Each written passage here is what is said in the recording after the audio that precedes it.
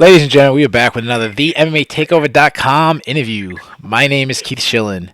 Today's guest has been a professional mixed martial arts fighter for nearly 4 years. She'll be making her sixth appearance in the UFC when she takes on Jessica Aguilar at UFC 211 on May 13th, all the way from Hawaii. Ladies and gentlemen, Cortney Casey. Courtney, how you doing? Good. How are you guys? I'm great. I'm very excited to get to talk to you. I haven't got to speak to you yet. You haven't been a guest on our show yet, so I'm really excited to get to know a little bit more about you. Yeah, sounds good. So the first question when I hear a fighter who lives in Hawaii, my first thing I think of is like, how hard is it for you to go to the gym every day and train when you could be at the beach, surfing, swimming, sunbathing? How hard is it for that? It's not that hard. Me and my husband own the gym, so we got to be there. Okay. So it's not that hard. But there are days when the weather's like just perfect. It's not windy and everything. Then you definitely want to be out and in the water, and you can't. But other than that, it's fine. I enjoy it. I'm definitely like being able to relax after practices and stuff, and in between practices, and get beach time in. So it's always good. Now, where in Hawaii do you live? I live in Maui. Okay, so you must get slammed with tourists there a lot, right? What was that? Do you get slammed with a lot of tourists out there? Nope. Stay away from them. Okay.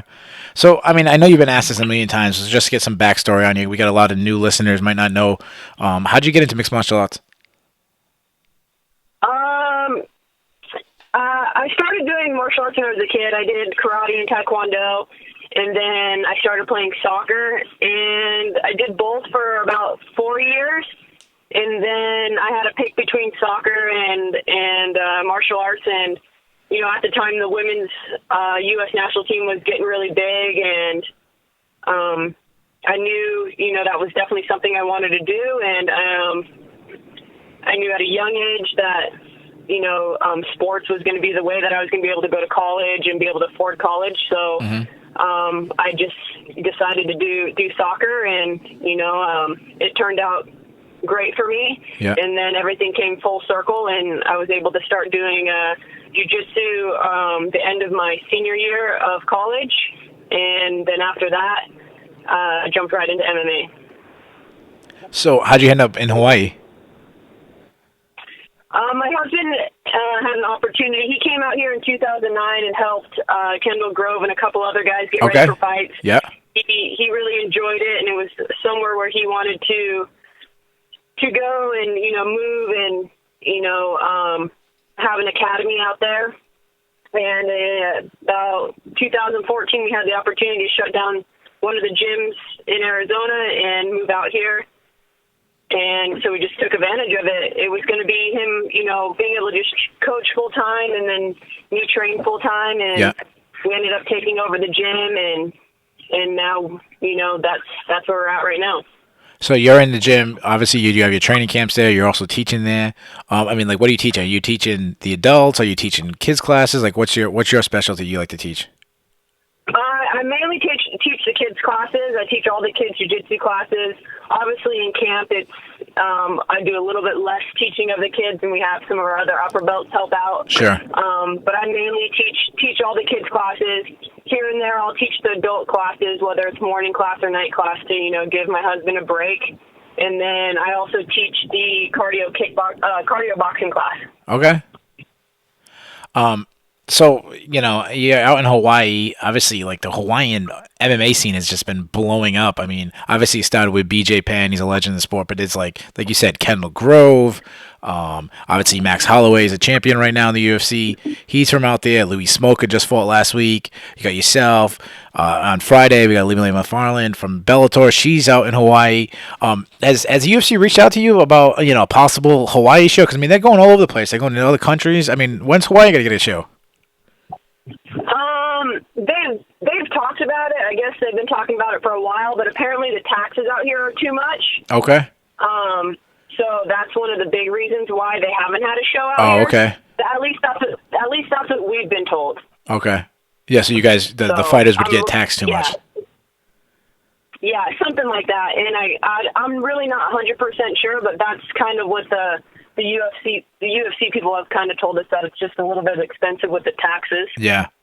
Because I'm thinking, don't even have the octagon in an arena or something. Do it right on the beach and having people coming through with the flowers on, and have the girls in the hula dresses, the octagon girls in hula dresses. Maybe have a pig roast going in the background. Yeah, local style. Yeah. So let's get into it. Your last fight obviously was a not how you wanted to go. You went against Claudia Gadelha, who we have ranked number 2 in the world. Obviously, it was probably a good learning experience. Tell us what you took away from that fight. Yeah, definitely a learning experience. I mean, the opportunity doesn't come very often to an unranked fighter to fight the number 1 contender. So we definitely jumped on it. We had a lot of things that happened outside of fight camp that kind of, we had to make adjustments during fight camp. I got in a car accident like a day before I got the contract. Yeah. So it's just one of those things that we just had to battle through all the outside stuff, and then when it came fight night, focus, 100% on getting the job done. It didn't really turn out my way, but at the same time, I fought the number 1 ranked girl in the world, and I really didn't take very much damage other than the head kick. Yeah. And, can't really complain. It was a great experience. The more times that you fight in the year, the more active you are, the more you learn. And, I'm happy with my performance, to a point. But we definitely took a lot away from the fight, and, we're going to implement those changes in the next fight. I'm sure it's probably a confidence booster, being now how far are you away from being a championship level fighter. I mean, Gadelha gave Joanna Jędrzejczyk, the champion, a hell of a fight in their last fight. So they kind of like a barometer of where you are. Is that like a confidence booster? Yeah, I mean, any time that you step into the cage, and you put on a show and you can learn from everything, I think it's always a confidence booster. But definitely when you're fighting the number 1 ranked girl in the world, who did put on 2 great performances with the champ, and and then you didn't really take that much damage. But again, like each fight's different. You got to plan a lot different for Joanna than you do me, or Jessica, or anything like that. Each fight's different, so you have different game plans. And it was kind of she was kind of in a tough position because she was fighting. She had everything to lose in the fight, and Sure. I had everything to gain. Yep. So she definitely played a smart fight, to get in and get out, and get the win, and then be ready to go for the next one. So you mentioned you had a lot of stuff going on outside. Obviously, you talked about the car accident. Brian Stan talked about it a lot during the broadcast. You fight probably the biggest fight in your career, biggest name in your career. Obviously, didn't go the way you went. The big story that came out of that fight was the illegal kick to a downed opponent that you got hit with in the third period. You fought her in her hometown. The commission made some big headlines by saying that you weren't really hurt and that you were faking. How hurt were you? And then the second part is what's your response to the commission by saying that? I mean, I was hurt. You definitely don't expect to get a shin across your forehead when you're on the ground, but I mean, it does happen. It does happen, but I definitely wasn't, prepared for that. So it kind of caught me off guard. I mean, the punches and kicks that hurt you the most are the ones you don't see. Yeah. And, I definitely wasn't expecting that. And then as far as everything afterwards that occurred, it really sucks, I didn't complain to the judges. I didn't complain to the commission after the fight. The only thing that we said was, how come there wasn't a point deducted? Sure. And that was all my quartermans. I didn't say anything. I lost the fight. Yeah. And I just wanted to finish the fight when it came down to it. I knew that third round I had a finisher, and if I didn't, then, it was going to the judges and I was going to lose that. So, I mean, I had really nothing to complain about, but for them to go out and make a statement the way they did without me filing a complaint, without me trying to do an appeal, without me even saying anything was kind of, shitty on their part. Yeah, I was really confused. I mean, most times, most commissions wouldn't say something like that, and especially the fact that you didn't, the fight wasn't stopped. Like you continued, the fight. Yeah, You were hurt, and then you yeah, finished the I fight. continued. Yeah, so I don't understand why they went and made a big deal. Like Well, I still don't understand it. It just made everything 10 times worse, I think. sure. And Would you fight in Brazil yeah, again? um, I would really have to think about it. I really would. Okay. Um, I mean, it's understandable. yeah.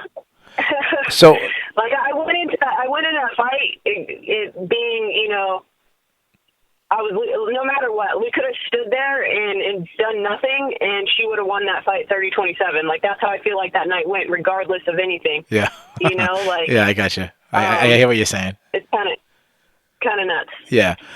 So let's not focus on the past moment. Let's focus on the future. Obviously, you're part of the UFC 211 card, which is, in my opinion, in most people's opinion, the most stacked card of the year so far. It's the card that I'm most excited about so far.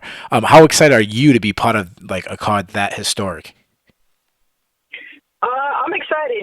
After being asked to fight on that 202 card, which was a huge card. Yep, Obviously before sure. this 211 card, that was like one of the biggest cards. Yeah. It's always an honor to be able to fight for the UFC, but for them to trust to put you on a card that has such big names on it, for you to be added onto it as another exciting fight, that's definitely, encouragement for me. And then also knowing that the UFC knows that, I put on a good enough show to be put on these big pay-per-view cards, whether it is, a Fight Pass fight or if it is a free fight on Fox Sports, So, I'm happy. I'm just happy to be a part of such a great card and such a big event. So, I mean, going back to your last fight, you were one of the featured fights. You were on the cover of the poster. You had to do all that press stuff. This fight, you're on the Fight Pass. So, my question is this something that bothers you? Do you want to be in those headlines? And I mean, obviously, I shouldn't say it like that. Obviously, everyone wants to be in the headlines and be in the biggest fights. But I mean, are you bothered that you went from a headlining fight to now on the Fight Pass, or is it kind of like better so you don't have to do as much press? I mean, you still have to talk to people like me, but you're not gonna have to get bothered the week of the fight with so much more press and all that, or is it does not matter? It doesn't matter. I do my job regardless of where I am on the card. If it means tons of media, it's tons of media. Like, if it's not media, then it's not media. Like, you just go out there and do your job, and that's it. I'm just happy to be fighting and be as active as I am. And other than that, if I'm the first fight of the night or the co-main event or featured fight, then it is what it is, and I'm going to go out there and do my job regardless. All right, so let's talk about you're fighting Jessica Aguilar. How did this fight come along? Did they approach you on it? Is this a fight you've asked for? Like, how did it come along? Do you want the long version or do you want the short version? I want the best version. Best version. Best version is Jessica Aguilar called me out the nicest way possible, saying that she needed an opponent for 211. Yeah. Would you like to fight me? And I was like, yeah, sure. I was under the impression she was already on the card. She was already supposed to be fighting Miraz. Okay. Yep. And when I saw it, I thought like Miraz got hurt, and she just was trying to find another opponent. I instantly, contacted the UFC and said, if you guys want me to fight her, I'll fight her. Yeah. And then I actually received a phone call from the UFC and them explaining to me that they offered her fights. She's turned them down. She doesn't want to fight anyone in the top 10. She doesn't want to fight anyone in the top 15. Okay. She's been off with injury. She needs, a pick-me-up fight. Okay. And so that's how I came about. I was told I wasn't going to fight her. I was told that she was going to get, that they weren't going to do her any favors kind of thing, and I was going to get another opponent on a later date. And we agreed to that opponent. We agreed to that later date, and then that opponent got someone else, and then I'm sitting here like, okay, am I fighting? Am I not fighting? And so it went from like 8 weeks to having fighting Jessica to 6 weeks to 5 weeks, and then them confirming I'm fighting Jessica at like 5 weeks and then not getting a contract until last Friday. So it's kind of been, am I fighting, am I not fighting kind of thing. I'm training, but yet again, you've already told me I was fighting on a different card and now I'm not. So it was just a big waiting game. Yep. But I ended up getting her, which is fine with me. I don't mind. I mean, they can give me anyone. I'm not a top 10 fighter. I'm not a top 15 fighter ranked, but Yeah. I have no problem fighting whoever they give me. I want top 15ers. I want top 10s. I want top 5s. Yeah. Like, it doesn't bother me. I'm not looking for easy fights like these other fighters. Yeah. But, she wants to fight, we'll fight. Now, is there animosity there now because she specifically picked you out and thinks you're, you said like a rebound fight? Is there any animosity there? I don't care. She can say what she wants to say. It all shows when we get in the cage at the end of the day. I'm just there to put on a good show for the fans and give them what they want. She says she's a Mexican-style fighter. She's going to come and bang, but I guarantee you she's not going to stand in the center of the ring with me and bang with me. I guarantee you she watched the Claudia fight, and her game plan is going to be to lay and pray, take me down, lay and pray, Yeah. and get her win. And I definitely don't think it's going to go that way. Okay. So obviously you're looking at her, you're expecting her to try to wrestle you, try to, grapple with you. So when you look, I would say that's pretty much what everyone's going to try to do from here on out. okay. When you analyze her game, and then you analyze your game, what areas do you see? I mean, I'm assuming you got to say that you think you have a big advantage in the stand-up. Yeah, I think I have a lot more power than she does standing. Yep. As long as I can keep my range and I can stuff the shot, I think I'll be fine. Even if it goes on the ground, I definitely think I'm way more active off my back than she is on her top game. She's more, like I said, pressure, keep control, little punches here and there so they don't get to stand up, and that's about it. But I'm going out there, no matter whether we're standing or on the ground, I'm always looking to finish. I pride myself on trying to finish fights. Yeah. I'm not trying to go in there and play it safe just to get the win. Yeah. I'm there to put on a show for the fans. Now, she's been out for almost 2 years now. She was one of the highest ranked fighters 2 years ago. Are you expecting that? Are you expecting her to be that good as she was when she left 2 years ago? I'm expecting her to be better. She had 2 years off to really focus on her weaknesses. Yeah. I think a lot of people underestimate injuries as to step backwards, where, I mean, you've seen it time and time again in the UFC. People get injured and they come back better than they were before because they have to simplify everything to work around their injury and work on things that are uncomfortable for them. So I definitely feel like we're going to see a better Jessica Aguilar than we did in the past. But I still think I'm going to be better than her on that night. Okay, I mean, it's also sometimes when people are out with an injury, it clears their mind a little bit. It helps heal up other things that might be nagging them that might not necessarily be an injury, but just something that's sore. So actually, I can understand what you're saying. That actually can be a big advantage to be out for a while. You mentioned earlier that you want to fight as much as possible. Bearing the outcome of this fight, bearing the if you're scot-free, no injuries. When would you like to return? And is there anybody she specifically picked you out? Is there anybody you would like to specifically pick out? All the top 10 fighters. Like, I don't mind who I fight. I really don't. Whoever the UFC gives me, I'm happy fighting them. As soon as I can get back in the cage, I'm happy.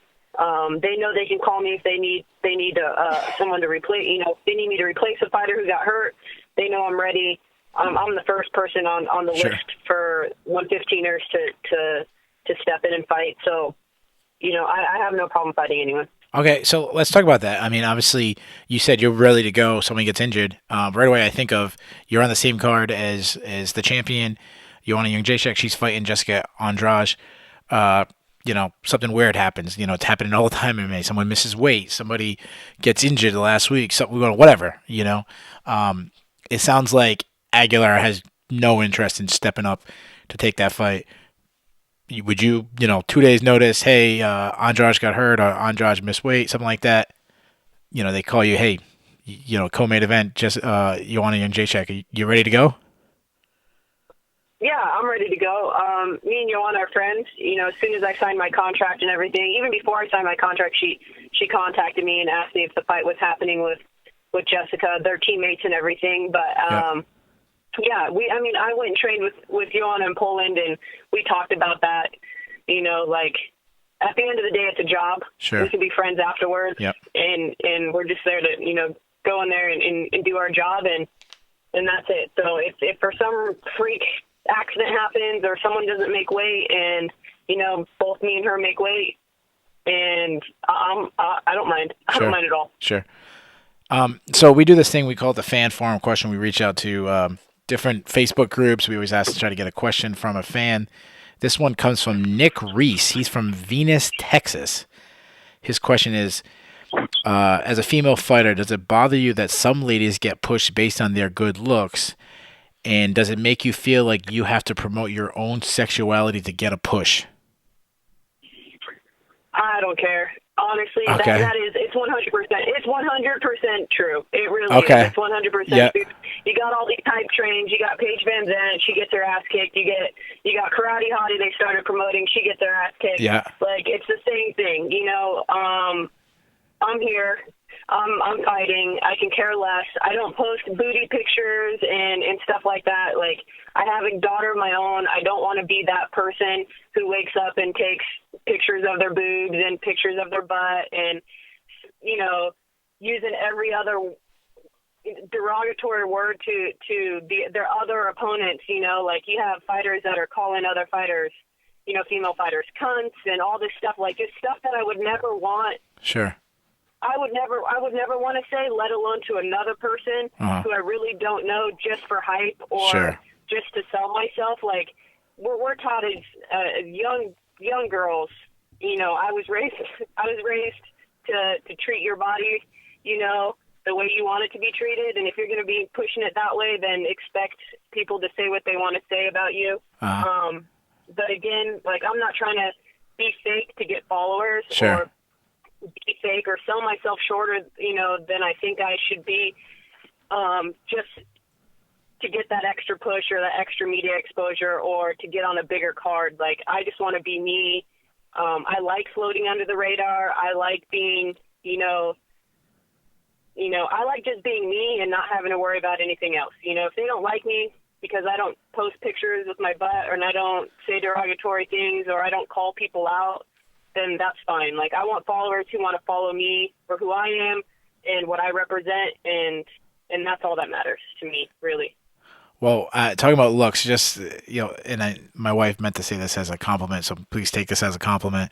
I was talking to my wife; she was asking what interviews I had this week, and I told her some, and I mentioned your name, and then I showed her a picture, and she goes, "She doesn't look like a fighter." And I go, "What does that mean?" She's like, "She's not mean looking," and I was like, "I mean, she's pretty good." I mean, and so she meant that as a compliment. So, I'll take it. yeah, yeah. I don't fall into all that stuff. Like, I'm happy when I'm there. Like, I'm happy to do my job. Like, when it's fight time, it's fun. I have a hard time when we're doing all the photo shoots and stuff to not smile. Like, they're like, "Can you be serious? Like, can you make a mean look face?" mean. And I'm like, I'm not a mean person. Like, I'm gonna smile. Yeah. And stuff like that. But you don't see people making fun of Sam Alvey because he's smiling all the time. But when a female does it, it's like, come on, like, be a little bit more aggressive. Like, Yeah. And it's like, why? Like, that's not who I am. Like, this is who I am. Like, like, I have to try really hard to, like, look angry in these, like, face-off photos and stuff that we got to do. It's funny because I just interviewed Sam earlier last week, and he said his strategy usually is to smile at the person and then punch him. So that could be your strategy. Just smile at him and then punch him. Yeah, I have no problem really with anyone in the division. To be honest with you, like, I try to stay out of all that drama. Sure. I try to stay out of all the million comments on people's, Instagram and stuff like that. And I have a lot of guys in the gym that are like, "Why don't you say something? Like, why don't you write this? Like, why don't you reply to these people that are saying stuff?" And I was like, it's not worth the time. Like, Yeah. it really isn't worth my time to do it. Yeah, I mean, if you're fake, they know it's fake. I'm not gonna name people's names, but um, there's a guy who hasn't even fought yet for Bellator that is making headlines, and there's been fighters already call him out. And there was a guy saying, "Hey, dude, be yourself. Stop being fake. You know, people can tell when you're being Yeah, faked." I'm sure people can figure out who I'm talking about. I don't know the guy personally. Maybe he's being yeah, real, but people have accused him of being fake. People know when you're fake. You know, I know people. yeah. One thing, I know you watched the fights this past weekend. A lot of people saying, "Hey, Demetrius Johnson needs to talk more junk. Demetrius needs to, come off like a villain." And that's not Demetrius Johnson. He's a nice guy. No, He's a he's a family guy. nice He plays guy. video Plays games. video games. He Yeah, wants to hang out with his family. Like that's me. I just want to be me, and that's it. At the end of the day, I want to be happy with who I am and with what I'm, putting out there to people. I want my family to be proud of me. I want my friends who've known me from before to be like, yeah, that's just Cortney. That's how she is. Like, yeah, the last thing I want is someone who's known me since I was a kid through all athletics, to be like, why are you being so fake? You know what yeah, I mean? Like, yeah. I don't want that. I just want to go out there and be me and be humble and, and that's it. So one thing we always like to do, we usually get to get predictions from fighters about other fights. People love when we do that because no one gives a damn what I think about a fight, but they love what the fighters think about fights. Obviously, you're part of a loaded card, so I'm gonna do it real quick. Let's get hit your predictions on some of the fights. All right? Oh gosh. Okay. All right. I'm terrible. I'm terrible with names. I'm like terrible with names. Okay. You're going off the card. You're going off the card this weekend, yeah? No, no, no. I'm gonna do your card, the card that you're on. You, Okay, the card that I'm yeah, on. 211. Okay. We'll start with Henry Cejudo and Sergio Pettis. Who do you have in that one? Oh man, I'm from Arizona. I like Henry. He's a small, funny little guy with awesome hair. Okay. Pettis is crazy though. You never know. I think it's going to be a great fight. I think if Henry sticks to old Henry, I think will do just fine. As long as he doesn't try to bang with him, I think he's going to do fine. I'm going to go with Henry. Okay. Frankie Edgar and Yair Rodriguez. Gosh, I'm putting you on the spot. Frankie Edgar. Okay. Frankie Edgar. All right. Damian Maia and Jorge Masvidal. Oh, Maya. Okay. Let's go to the your weight class. Joanna Jacek and Jessica Andrade. It's in your weight class. Who you got in that one? I got JJ on this one. Okay. I think yeah, I got JJ. Okay. Main event is Stipe Miocic versus Junior Dos Santos. Who you got in that one? I'm gonna. You know what? I'm gonna go with Stipe. Okay. Yeah. Okay. I think he's a good champ. I really do. Okay. All right. I mean, I'm actually going with him too. Last fight, I want to make it a little more difficult. I need the round. I need the method. Okay. Okay. You versus Jessica. How's it going down? You know what? We're looking to a second round. TKO. Okay, second round TKO. So everyone at home, we got a lot of people who like to bet. You heard it from herself. Make sure you parlay all these fighters together. Henry Cejudo, Frankie Edgar, Damian Maia, Joanna Jacek, Stipe Miocic, and then of course you got to throw in Cortney. Put them all together. You're gonna have a huge payday. That's strictly from Cortney. If you don't get a huge payday, one of those losers, go down to her gym and pick a beef with her. Yeah. Come on down. My very last question for you, Courtney. I know you got to get out of here. You know, you're very busy. Yeah, in the middle of a training camp. My very last question is: have you submitted to the takeover?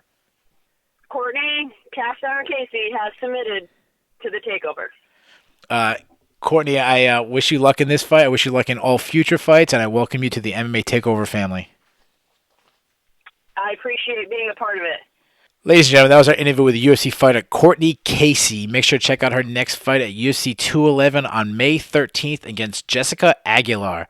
Also receive the best MMA coverage. Head over to our website, themmmatakeover.com. That's the THEMMA takeover.com. You can also follow us on social media. We are on Facebook, Twitter, Instagram, and YouTube. Hope you enjoyed. Thanks for listening.